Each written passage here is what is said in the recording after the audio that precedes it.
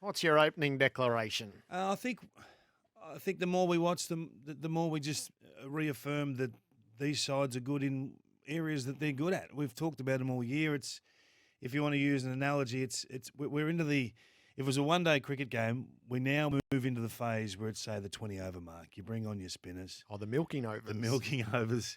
And from the 20-over mark to the 40-over mark, you just rotate the strike, Gerard, build the score, and then unleash late. So the next sort of 6 to 8 weeks becomes a bit of a holding pattern, I think. We know what we know about these teams now. So you look at that Geelong and St Kilda game as an example, and we'll go deeper into it later on. If you can do this against Geelong, you can get them.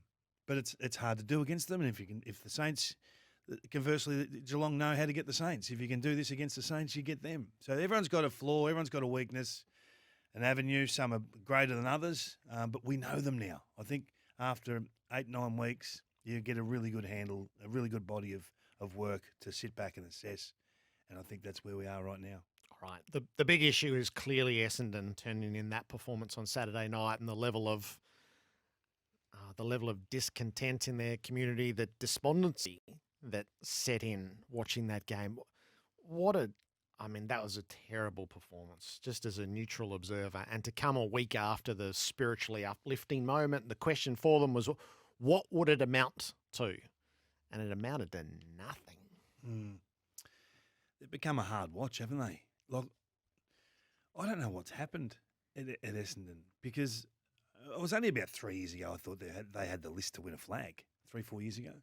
And then their list has potentially got better since then. I know they lost Danaher, which was a big loss for the structure of that side. And if he's there, does he win your games? He probably does. But the talent they had come in over the last 2 to 3 years, high-end draft selections, young kids that are going to be stars, and still they're performing, Perkins and Hobbs and Reid, these guys. I don't know what's happened. I really don't. And all you can do is, I think they live a lie a little bit, the Bombers. I don't know if their leaders are absolutely honest with the group. It's a warm and fuzzy environment out there internally, and sometimes warm and fuzzy doesn't really thrash out the problems, Everyone sort of talks about, it's a real positive, and it's not about the smiling and laughing at training. It's not. I'm with Dyson Heppell on that. You've got to be able to get over the loss. You can't carry a loss for 5 days. That's unhealthy. But you've got to be able to walk up to someone and say, hey, listen, if you keep doing that, you're out of the team. Simple, hard, cold facts. They had an opportunity to correct and maintain selection integrity a few weeks ago when they dropped Dylan Shiel, made a big song and dance about it, and brought him back into the team, made him sub. We don't like what you're doing. We got standards here. Oh, hang on, but you're in our best 23. So if someone gets injured, you come on and we like your standards then. You either make the statement or you don't. They watered it down, and I think that's now it's got a bit of a lag on the group. Let's start with the captain. Is he in their best halfback group?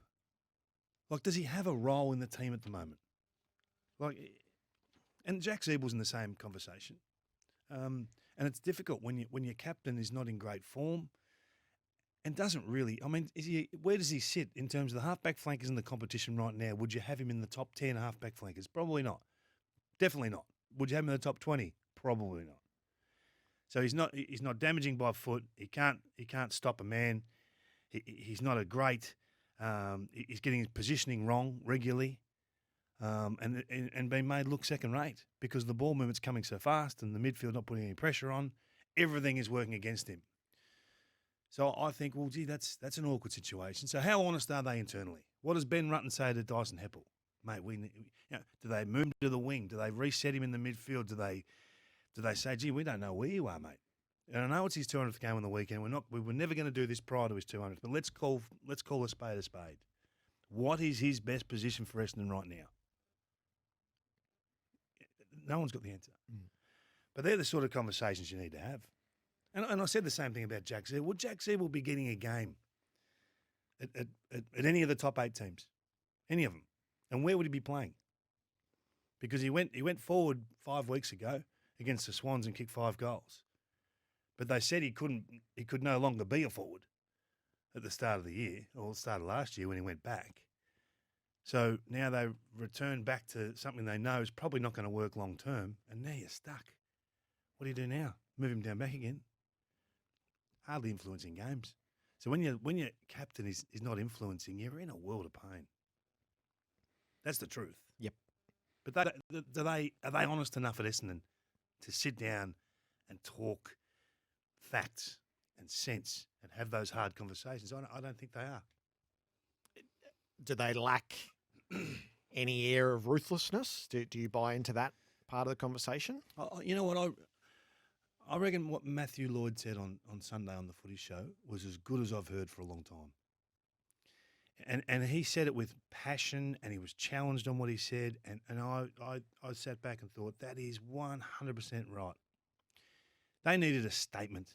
They needed someone to make a statement. They've needed someone to make a statement for 9 weeks. The coach tried to do it but watered it down.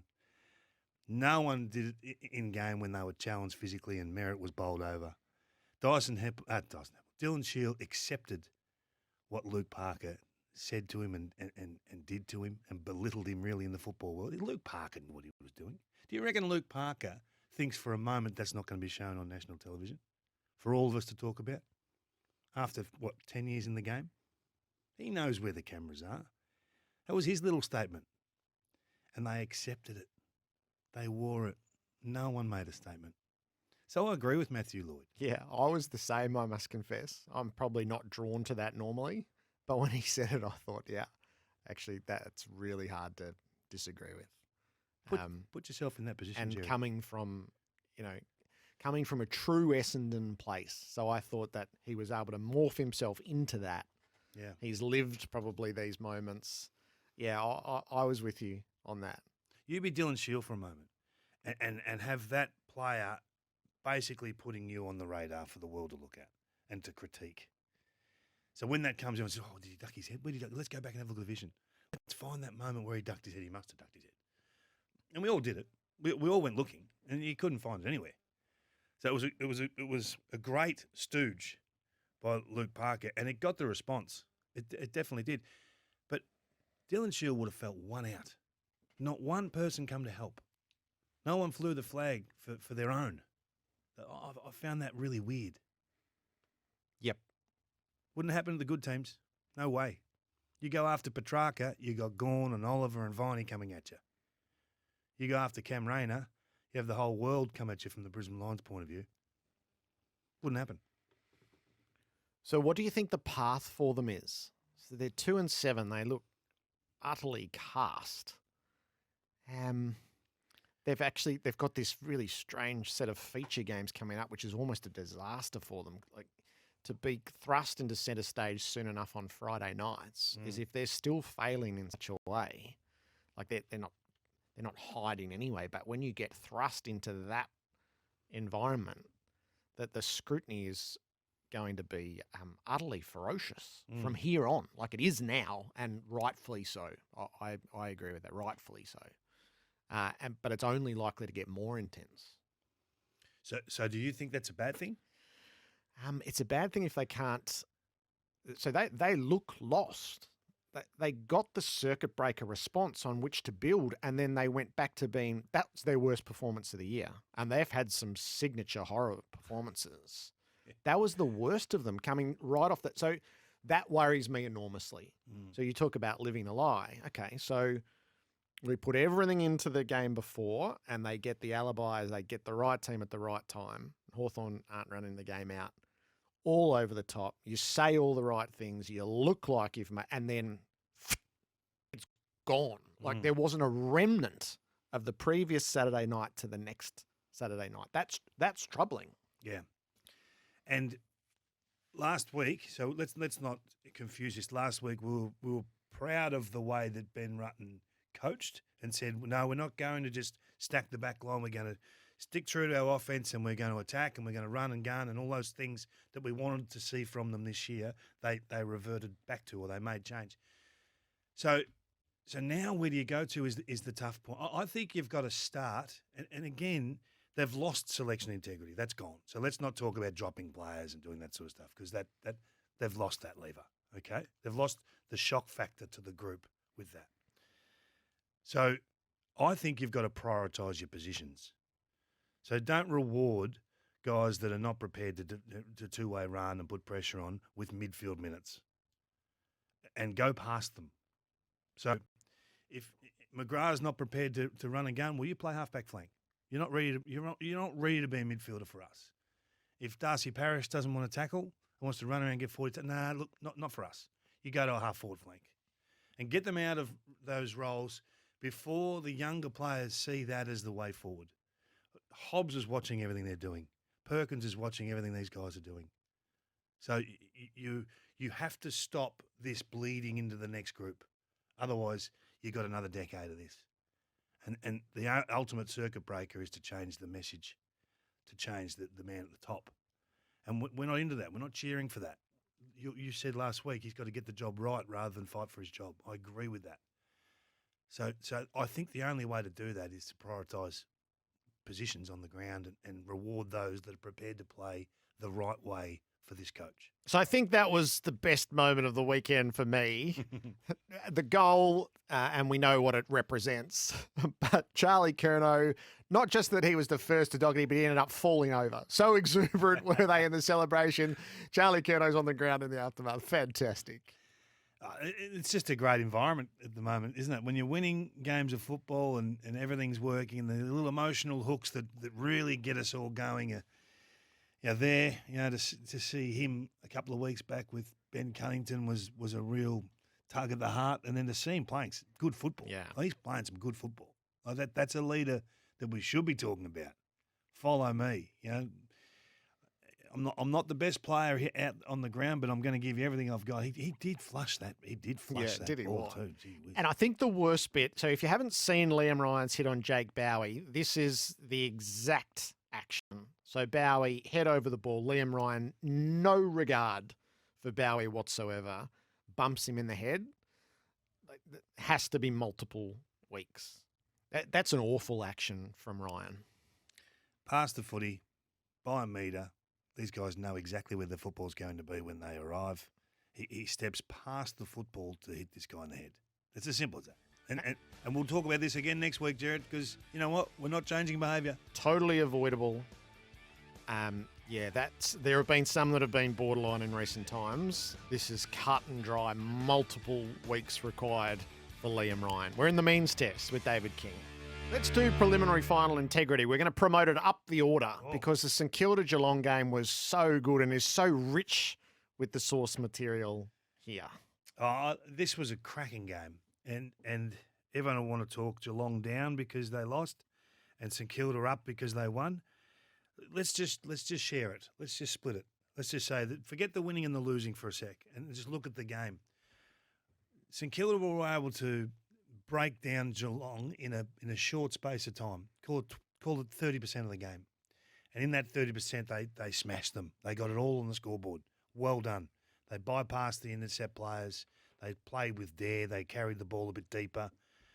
They made speed an issue for the Cats. And that's as soon as you can do that, leg speed, I'm talking about, not ball speed, leg speed, then you get them. Okay? Geelong know all this. They know all that. They know they haven't recruited speed and they haven't got speed. But if they are able to play their set, solid defence and get enough ball clearance and enough tough footy and keep the game in traffic, then they get you. And they probably had the Saints for 70% of that game.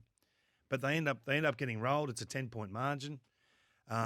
So I think both coaches walk away and go, okay, that's all right. Chris Scott's not distraught about what happened on the weekend. But I think for the Saints, it has a bigger purpose because now I think Brett Ratton can walk in and say, hey, we can beat anyone. I think the Cats, they are the gatekeepers to the top four. Yeah, so for me, they're the bellwether seat. If you're moving in, you got to be winning the Geelong battle. So you think they're the gatekeeper. Yeah, so if you can get past Geelong, you can make your way in the top four. I think they'll finish 4th, 5th or 6th, Geelong. I think they're a seriously good team that have got strike power. And I personally don't think Chris Scott's too concerned where they finish in the 8 as long as they're in the 8 and healthy.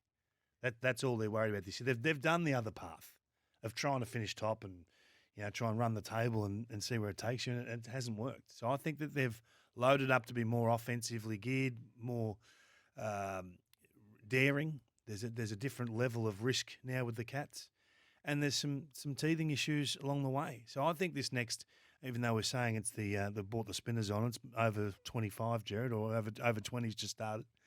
That this next 6 to 8 weeks is still important for them to grow and learn a bit more about each other. They've got a back line that's mixed up. It's a different sort of back line at the moment, and again they're doing some different things. So I thought it was a really good game. The thing that really hit me with the Saints is their ability to adapt and play a more aggressive game as a one-off type performance against the Cats, to carry and run the ball. And it was different players. I haven't seen Jones play with that sort of composure. He's a bit of a blaster. It's all quick. Saw Gresham just toy with them at times. And then you see the team first stuff. And we talked a couple of weeks ago about Brad Hill running back to block Max Kingsman and allowing him a clean jump at the ball. Well, I saw Jones do it as well, and I thought, wow, they're all invested in someone else. I think that's a great sign that you're on the same page as a group, and that if Max gets a goal, we get a goal. It's not I need to get a goal. So I think there's a lot to like about what the Saints did and what the Saints are doing, but I'm certainly not pouring cold water on the Cats. I thought the most significant player, so I went back and watched the 20 minutes again to try to understand what had happened. I thought the most significant player was Seb Ross in that period of time. So there was great stuff happening in the ruck, and they were sound down back and good up front.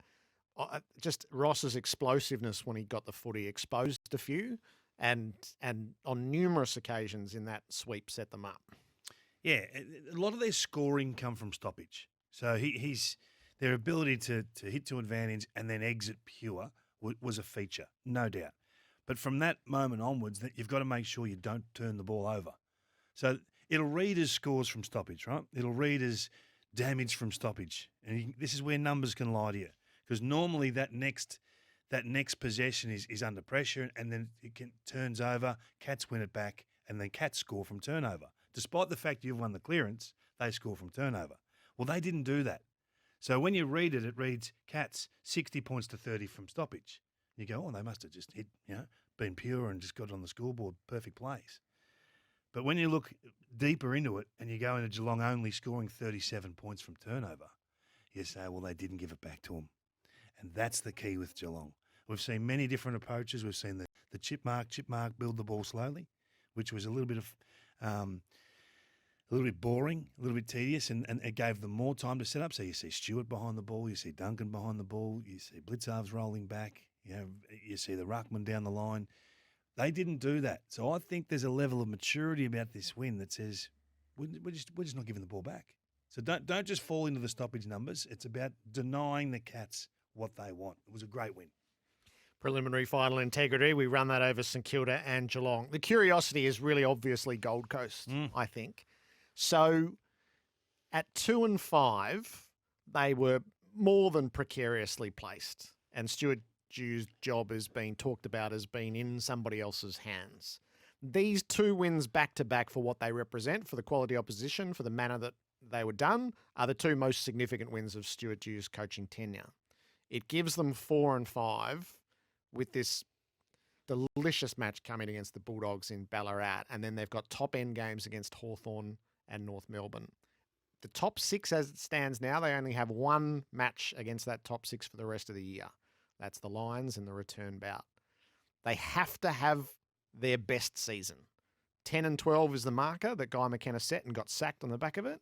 They have to have that season minimum, and now Stuart Dew has opened that possibility up. They have to have it minimum. When you say they have to have it minimum, what, for Stewart to keep his job? Yep. Right. If they're not getting to 10 and 12, he won't get the new contract. Progress represents 10, 12, 11, 11, 12, 10. Yeah. And he's given himself that chance now from 2 and 5. Right. You might be right. So I see it a little bit different. Okay, so I think the winning comes last. The actual winning of games is the last thing you see. It always represents in percentage. It always represents how competitive you've been and whether you're improving as a group or not. And then you see which talent you're doing it with. You can throw a whole heap of old guys in there and improve your percentage, but it really doesn't take you anywhere. They're doing that with younger guys. So I can see a way where he keeps his job if they build to 95 percentage points, up from where they've been over the last 2 or 3 years, and I'm not really worried about how many wins that is.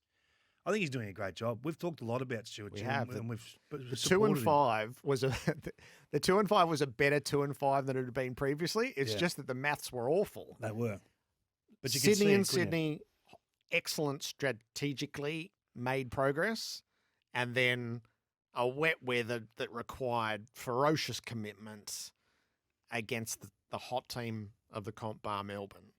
Those are excellent back-to-back wins. Yeah, and I think their leaders have been undersold.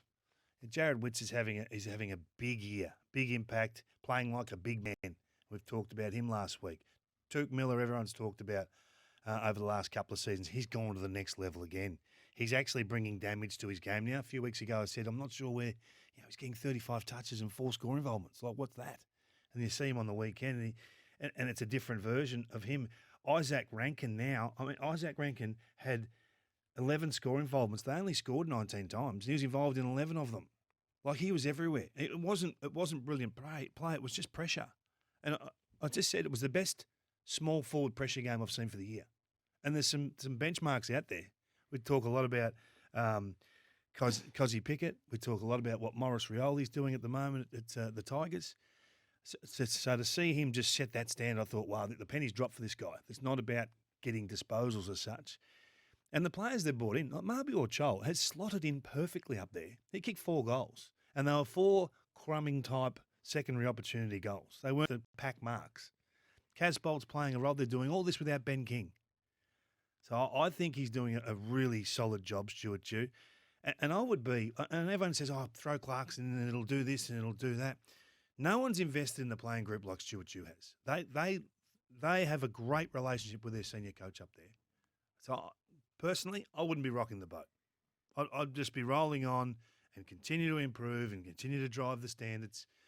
Matt Rowell, I don't know whether you've seen the Matt Rowell versus Caleb Sarong 50-50 ball in the middle of the ground, game in the balance. And Matt Rowell has to make probably 12 metres to get to the ball, and Caleb Sarong probably has to make 8. Matt Rowell makes the 12 before Caleb decides to make the 8. Now, it's not a go at Sarong. It's just the mindset of this kid. No easy balls in his game. He's 90% contested footy. He went and got that ball, squirted it out, ball went forward. David Swallow said, well, that's the standard. I better go here as well. Crashes the pack, ball spills, goal. And I thought that will be shown on their review tape 5 times today. This is us. This is why teams don't want to come to Metricon and play us. It's always a wet weather game up there. So I think they've got a home ground advantage that'll take them potentially to the final. I hope they make finals, but I'm not consumed by that. Let's just keep them improving.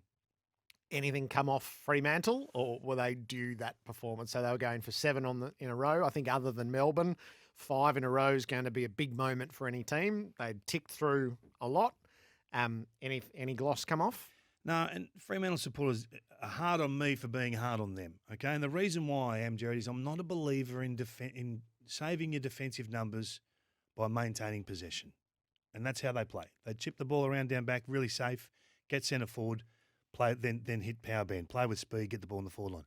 But fundamentally, I don't think that works in finals. Now, it may go on and work, and good luck to you, okay? But I don't think defending with the ball works. They've stacked a lot of wins this year.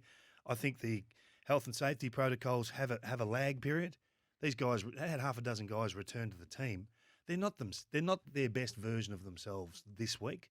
They've gone halfway across the country to play in a 35-degree, 100% humidity clash at Metricon, and it all got on top of them. And they had the loss they're probably likely to have in this period. Not rocked by it, but I'm not in love with the way they play. And that's just a personal thing, and you can hate me for that. But no, I think they're going really well. They're developing really well with some young players. But right now, they're a fraction off the top 2 or 3, in my opinion. But we'll wait and see. Leon Cameron, last day as the Giants coach yesterday. So a couple of observations, Kingy, as we enter our debate around the significance of yesterday. The first is that the last 4 days of the Giants were carried with tremendous dignity for Leon Cameron, who was all class. And the second is it is the right time. They aren't the team that they aspire to be or would purport to be. And for whatever reason, so the week before they were boring in his estimation. And this week, that's just not who they are. It is the right time to see what else they can be in a season that they risk wasting, that their strategy coming in, and they risk 2022 being a gap year. And you can't have a gap year, I don't think. No, that's all those points are valid. Once you've made your call, move on. It's good for everyone. It's good for all parties. And it may be expensive and it may cost you a little bit in terms of payouts and those sorts of things, but in the end, it respects the person, the outgoing coach, more than any other method. The long goodbye doesn't work. We've said that a few times. I'm interested to see what they do now. I'm really interested to see how they play. Like, do they go back to the tsunami and just go all guns blazing, you know? There's nothing really to lose for the season. Mark McVeigh could show a different level of adventure with this group. They can play like that. I mean, they've got other ways to win, but they can play like that. He's not really going to be able to change structure too much because that's 100 training hours. He's just not going to have the ability to all of a sudden come up with a new defensive plan or anything like that. So it will be a pretty basic structural sort of side of the game, but I do think they could really express themselves a bit more, free them up, let them enjoy their football, create a fresh environment, and who knows where it takes you. I mean, we saw this work early with Reece Shaw. When you get the keys to the city, you go in and you say, right, what are we doing here? Let's go, let's play, let's be tough, let's do this, and it can really have a honeymoon period, can't it? I don't know if the honeymoon period can last 13 weeks, but it might last the first 6. So I'm excited by what they can be. And I just want to see some of those players, those top liners, get back to some form. Like, the reason why Leon's walked out the door at the moment is because they've underperformed this year. They have to carry that. So there's no point, hugging and kissing and carrying on last night. The reason he's leaving is because those senior players, the star factor players, have failed him this year. If they played somewhere near their best, I've got no doubt they're entrenched in the 8 and charging towards another opportunity. Not the case. The Carlton side of the coin. So there were plenty who were jittery from the moment that happened on Thursday. Oh, this always happens to us. There's no better way to douse that than the first 14 inside 50s and the set of goals that they came up with. You forced the Giants to play catch up, and then they were just too strong at the end. Their last quarter was excellent. We haven't seen a start like that for a while, have we? What did they say? Was it 16 minutes that they hadn't had a disposal inside their forward half of the ground? Yep. The Giants. 16 minutes. Oh, that was a remarkable start to the game. It was good to see Sam Walsh back to his best, because I know he's been a serviceable contributor for the previous few weeks, and I know he's had an injury impacted start to the year. But we are at round 9. It was good to see him back to his damaging best, hitting the scoreboard. He was everything for them. So let's roll on from there. It wasn't all Paddy Cripps. I mean, Cripps was still very good. But the thing that is getting lost with Carlton is not only are they brutal on the inside, their handball game now is next level. So they go from this really aggressive, strong ball winners to then they're not fleet of foot, but they find a way to get the ball into a handball chain, forward handballs, and then come out the front of traffic, and then they're really dangerous. And that's why it works forward of centre, because it's so aggressive and it's so quick. It's instant. That as a defender playing against Carlton, you're looking at this wave coming out thinking, oh, what do I do here? Am I locking on one-on-one? I can't really zone. So you get one-on-ones, and everyone gets their lick of the ice cream, forward to centre. So it doesn't really have to rely on one target forward when they play like that. So Harry's not there at the moment, but because you're playing so fast, it's not needed. It's not exposed against the Giants because they're not that solid defensively. Against other teams, it will be exposed, and they'll lack that big body down there in the short term while Harry's out. But their handball game, they handball more than any other team in the competition. And you would never have thought that coming into this season that Vossi would turn Carlton into a handballing team. You just wouldn't have thought that. Yep. But it's working, and it's working big. And this is what we talk about, structure a lot. This is how we play. This is who we are. You do this, simple roles. You do this, and then you play my plan. That's all Vossi said to him. I still think he's 30% into his coaching with this group. So next year is the year. But how good is this year looking? They're setting some standards that are going to last for some time. the pressure index North Melbourne lived their week in the pressure index. So once the talking was done, how would they perform? They got blown out in the first and the last quarters by Port Adelaide, and they competed stoically in the middle. You watched it with a couple of alumni, David King. What was the view of the North Melbourne faithful that you were polling? I watched it with the Fridge and Corey McKernahan, as we like to call him. And every time the Kangas kick a goal, you give Corey a high 4.5 because he doesn't really have the 5. He's got one that bends at right angles. But no, it was it's interesting. Like, it's an interesting watch. I think in the main, the Kangaroo fans understand where they're at, but there's a level of frustration with some players and some non-contributors, some that aren't AFL standard at the moment. I think when you look at the game, every team that's in this stage need their leaders more than any other teams. You don't have the luxury of 3 or 4 quiet weeks as a leader at the Kangaroos now. So when Jack Zeeble has that 3 or 4 quiet weeks, which he's having now, and looks like he's a player without a position all of a sudden, then the heat comes. I look at Kane Turner, you're in the leadership group for a reason. I look at Aidan Corr, same thing. And he was okay, Aidan Corr. But then there's the system. I showed one bit of vision last night where Lockie Young chose corridor instead of boundary. He had the same free target on in both spots, but he didn't even look to the boundary. He didn't even look 50 metres down the line to the boundary. He kicked to the top of the goal square effectively and chipped it straight to Sam Powell-Pepper. Goal, soul destroying. So when you're fighting tooth and nail just to compete and stay in the game, and then one of your teammates goes corridor, gets it wrong, there's another goal. And they don't have the trust and they don't have the resolve to stay in the fight when those sorts of things happen. Younger players, it all gets too much for them, and that's when you need your leaders. And they're not quite there at the moment. They're not. So they've got some challenges. They really do. I think they've got to get some selection integrity back. Our 2% will argue. I think he's going to be an AFL player, but right now he's playing junior footy. It's like he's undersized in every battle he engages in. He's undersized or a little bit reluctant. So I think you've got to drop those guys.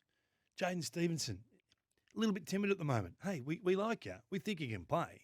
And we know you're on big money and all this sort of gear. I'm not worried about that. Go back to the reserves, run into some tackles, make some tackles, and then we'll bring you back up. But right now we can't accept you playing like this. You're a good player, but not on your terms, on our terms. Okay, so I think those sorts of clear boundaries have to be set. That if you're a non-competitor, you're not at AFL level. You're back at the VFL, and you bring in those that'll compete. So it wasn't all doom and gloom, but again, it's another heavy loss. It's another, I just call them north of 50-point losses now. Yep. And they're stacking up. So the stack's getting pretty big this year.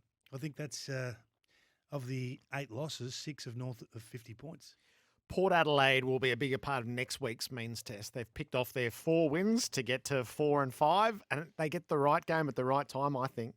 They're against the gatekeeper, so Geelong in Geelong. They'll have a decision to make around Charlie Dixon, who obviously doesn't get the game in the Sandful.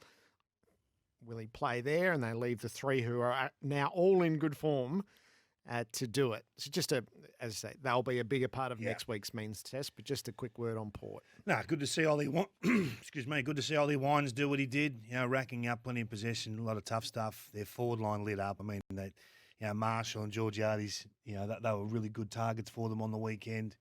Yeah, there's not an area of the game that looked exposed really against the Kangaroos. So again, we have to wait and see them against the big fish. But they've salvaged their season. They're back in the hunt for finals. To me, I said this when they were 0-2, and I said it again when they were 0-3 and 0-4.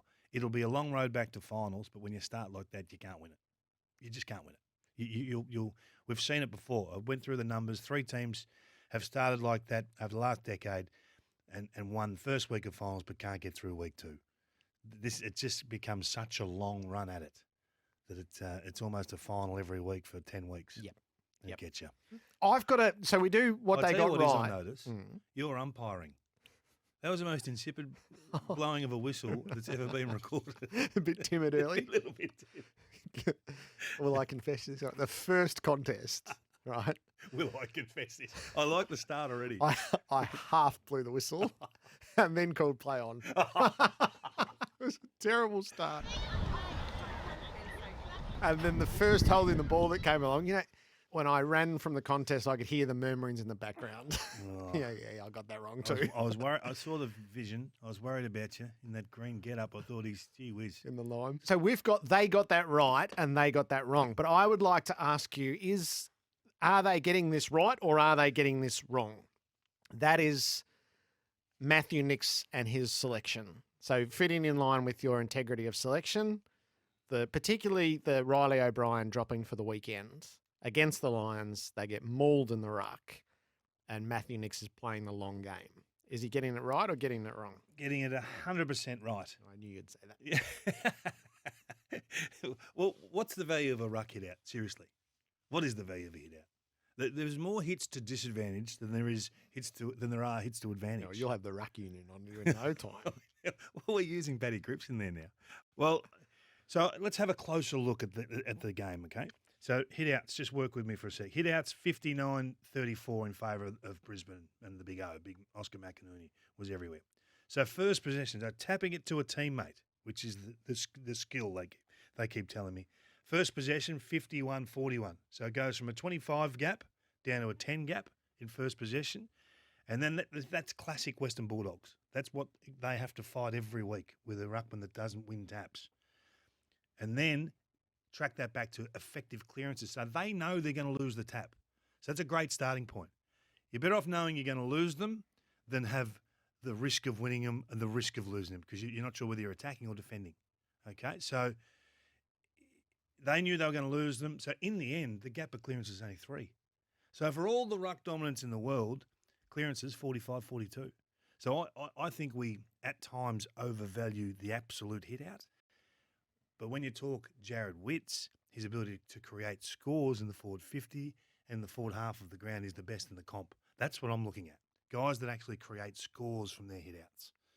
So they drop Reilly O'Brien, I think, after a few weeks of just so-so form. And the moment where I think it was Jack Silvani a couple of weeks ago moved him off the line of the ball and took a mark or was a hit-out. I remember seeing it, but I can't recapture the actual event. And I reckon Matthew Nicks said, no, I can't have the boys seeing our big pillar, our big man in the ruck. Big men, they've got to play like big men. Yep. As soon as a big man plays like a small man, you're out because there's no function in the team for that. So they make the statement, they drop him. He'll come back angrier, bigger and better. He's played pretty good footy for the Adelaide Crows. I don't think he's going to be Sean Darcy. I think he's more Mark Pittonet than Sean Darcy.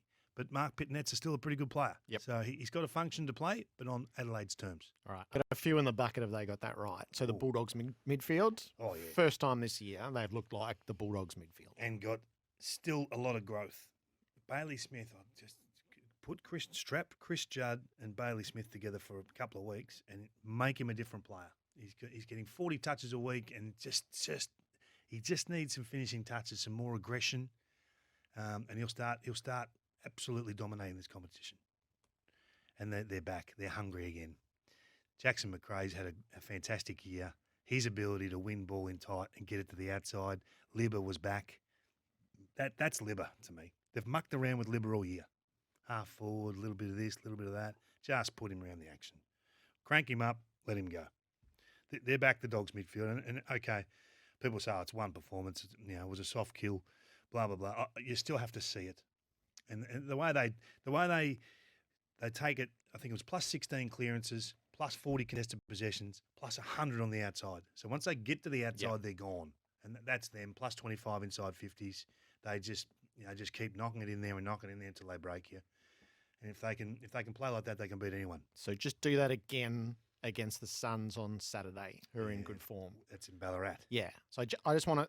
I agree. That's the first time the Dogs have looked like that this year. I just want to see them do it the second week before I give myself over entirely to the idea. You're thinking Seedings? Is that what you're going? Well, they could be in the Seedings from a low position because we know if they are going to be that team again, that's still vivid in the mind. Richmond with Dustin Martin back, so they've got these 2 weeks right. They've played 2 teams who reality has grabbed hold of Collingwood and Hawthorn. And I wouldn't sort of overstate what Richmond has done, except there are Dusty doing Dusty things, which the goal is brilliant. Until Sam Docherty, that was going to be the best bit of the weekend. And Shea Bolton, who it's really easy to grab, to cling your hopes to him. What a player. But I do want to see them against a good team where they've shown that short breaking point. So when they've been challenged by those teams this year, they've had the traits of last year. Have they shed those entirely? I don't think you know from these 2 weeks, but they have got a lot right in these 2 weeks. Logically, Jared, they're a different team when Dusty's just out there. Everyone gets a lesser grade opponent, and you just know he's there. Like the security of having that guy somewhere on the field. If you're full forward and he's right next to you, or if you're an on-baller, you just know you've got to get the ball near him or down to him, and the game can change. I think what Bolton's doing is quite special. Everything he touches turns into a score. He is so clean. He's one touch. That ball bouncing, bobbling around. A lot of players take half a step before they try to pick the ball up, slow down, and give the opposition a chance to nab them. He comes in, 100 mile an hour, woof, in and gone. Not many players can do that. So I fall in love with Richmond really easy. You fall out of love with Richmond, but you fall back in love with them pretty quick. They've got pretty much their full complement out there at the moment.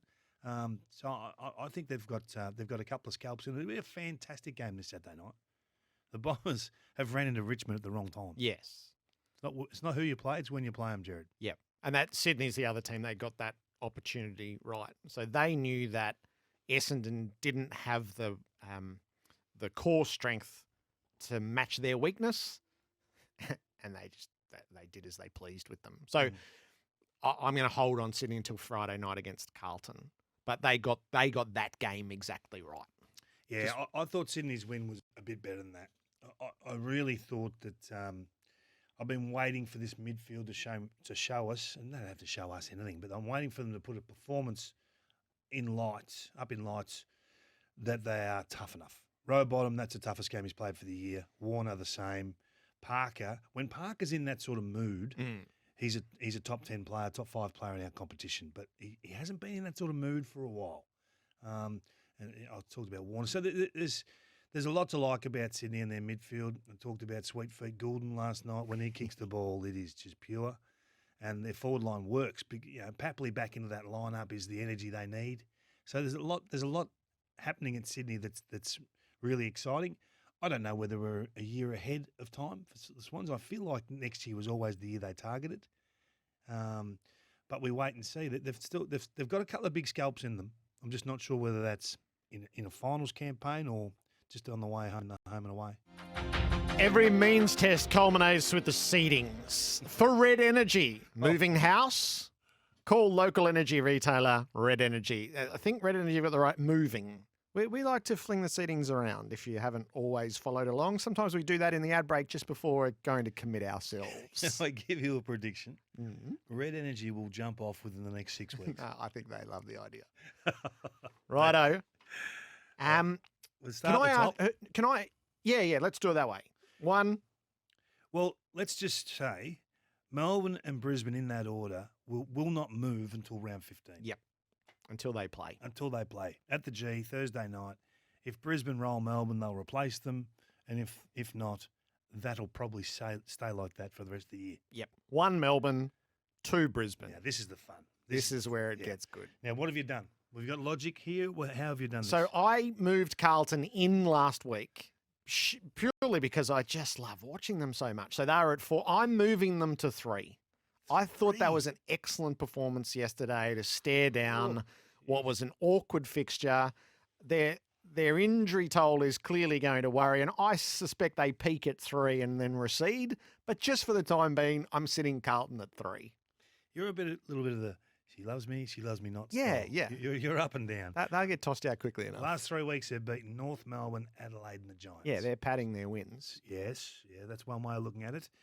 The other way is you've got the opportunity the next month. Sydney, Collingwood and Essendon next 3 weeks. So I've got Friday night against Sydney as a play-in game. Sydney are outside for me at the moment. Okay.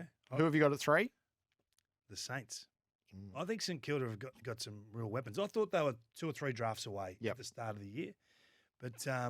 But they predicted this, and now we're all seeing it. I thought that was a pretty good win on the weekend, and they're showing that they're team first. Yeah, I put St Kilda at 4 for the same reason. Yep. That's a really good win. 4 for you? The Sydney Swans. Yep. I still think they're going to get tougher, and maybe that's a forecast for 10 weeks' time. If they get clearance and contested possession tough, they've got the rest covered. Yep. So Fremantle paid a big price with both of us. Out. Yeah. Sit. No. Go sit for a bit. Bit of tough love with Fremantle all year, really. Our Seedings, powered by Snowy Hydro. They're for Red Energy, who are powered by Snowy Hydro, a leader in renewable energy. Switch to Aussie-owned energy today. If you don't like the Seedings this week, that's all right. We'll shuffle them around next week. They might be more to your liking by then. Give me a whistle. Blow the whistle, Gerard. Round 9, Monday means test. David King, thank you. Dropping the ball.